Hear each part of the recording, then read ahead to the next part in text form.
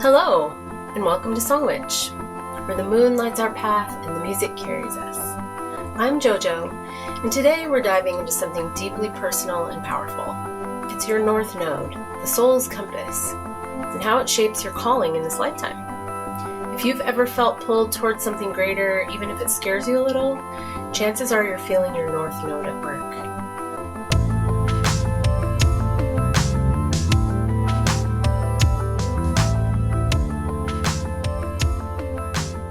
So what is the north node? It's not a planet, it's a point in the chart. Think of it as a marker for where your soul is stretching and growing. It usually feels unfamiliar, maybe even uncomfortable, because it asks you to step out of old patterns. But that's where your south node comes in.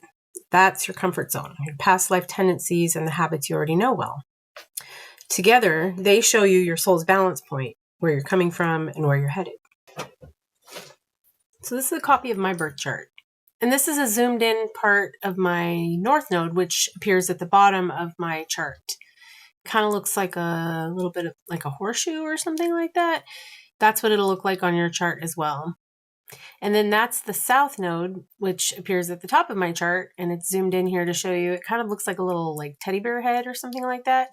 And it's right between the Taurus and the Gemini symbols you can see there. Okay, let's go outside. In my own chart, my north node is in Scorpio, third house. That means my south node, the comfort zone, is in Taurus in the ninth house. The ninth house is about clinging to familiar beliefs, stability, safe ground. But my growth lies in Scorpio's realm of transformation, truth, and shadow work. And that's in the third house of communication, writing, and community. When I first printed my chart, some programs showed my north node at 0 degrees Sagittarius, and others put it at 3 degrees Scorpio. This happens because the nodes aren't planets. They're calculated points, and depending on whether you use something called the mean node or the true node, they can shift slightly. In my case, I was born right as the node sat on the cusp between Scorpio and Sagittarius. So my soul's growth path is flavored by both. With Scorpio, the lesson has been about shadow work, lots of shadow work, transformation, finding strength in vulnerability, walking through fire and shedding old skins to uncover what's real and unshakable. With Sagittarius, the lesson is about widening the lens, finding meaning and carrying wisdom outward. Scorpio dives into the depths, but Sagittarius climbs to the mountaintop, turning lived experience into story and truth that can guide others. For me, that means I can't really separate them. My North Node story is about moving through Scorpio's initiations, death, rebirth, shadow integration, and then stepping into Sagittarius, broadcasting what I've learned. It's the path of the alchemist who becomes the teacher, first transmuting shadow into light, then carrying that light out into the world. And now at 50, in my crone phase, I feel that shift more strongly than ever. It's like I've lived the Scorpio initiation for my first half century, and now I'm being called into the Sagittarius phase. And I'm sharing the stories, the wisdom, the vision that grew out of all of that crazy shadow work. The North Node doesn't always stay one-dimensional. It evolves with us.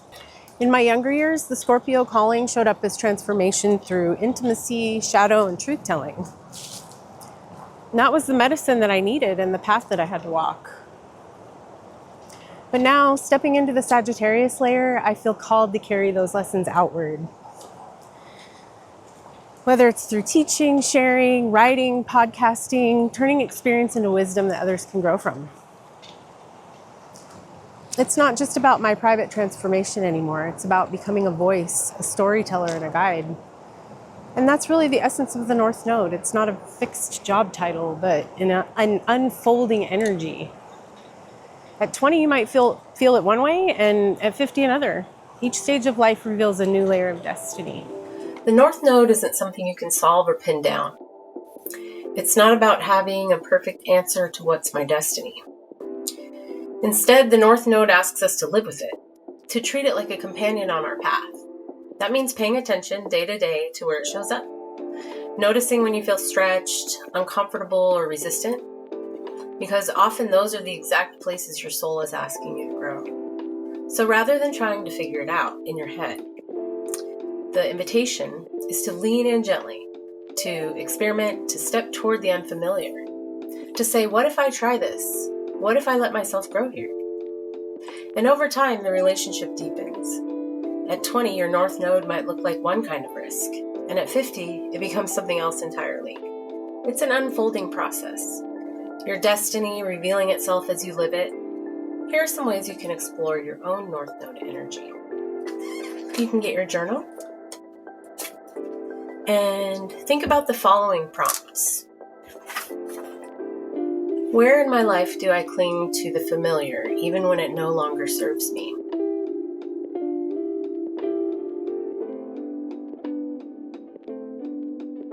What situations stretch me out of my comfort zone but feel strangely magnetic?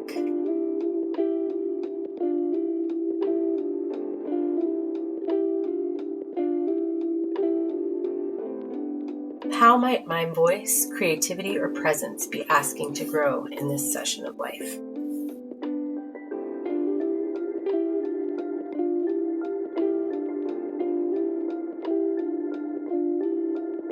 As you ask yourself these questions, take the time to really think deeply about it. Light a candle, drink some tea, light some incense, go out in nature and take your journal with you and just write down some of the things that come to mind as you're thinking about this. I can tell you from my experience doing this podcast and getting into the intuitive counseling really takes me out of my comfort zone, but it really excites me at the same time. So I've taken the time to figure it out, and I know that this is where I'm supposed to be right now. I feel very aligned. Another way to work with the North Node energy is to do affirmations. I know sometimes they seem silly, but they really do work.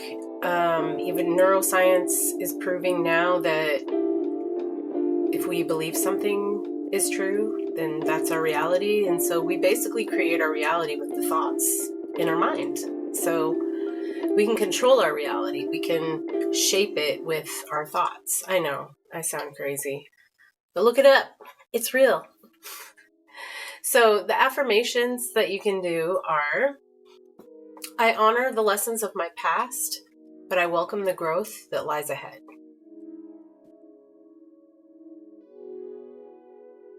I'm open to the unfamiliar, knowing it leads me toward my soul's purpose.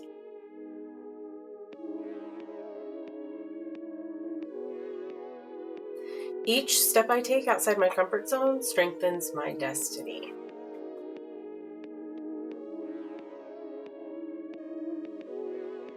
And this is my affirmation. My voice is an instrument of transformation. When I speak my truth, others awaken to theirs. And now, a saint break.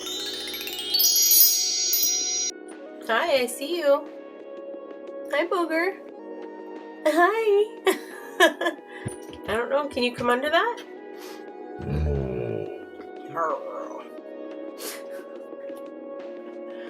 You're funny. Come on. Come on over here. Come on, cutie pie. Lay down.